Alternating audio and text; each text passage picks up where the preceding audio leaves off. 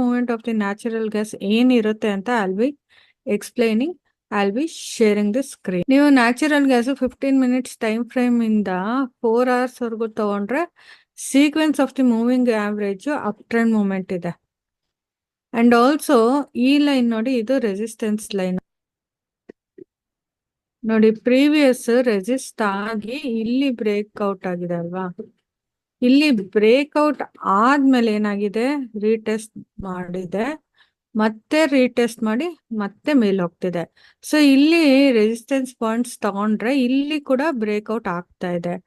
So ನಾವು ಇಲ್ಲಿ by ಮಾಡ್ಬೋದು, 2.4237 ಹತ್ರ ಬೈ ಮಾಡ್ಬೋದು. ಸ್ಟಾಪ್ ಲಾಸ್ 2.3947 ಆಗುತ್ತೆ ಅಂಡ್ ಟಾರ್ಗೆಟ್ 2.600 ಆಗುತ್ತೆ. ರಿಸ್ಕ್ ಟು ರಿವಾರ್ಡ್ ರೇಷಿಯೋ 1:3.25 ಬರುತ್ತೆ. So this is all about the analysis of natural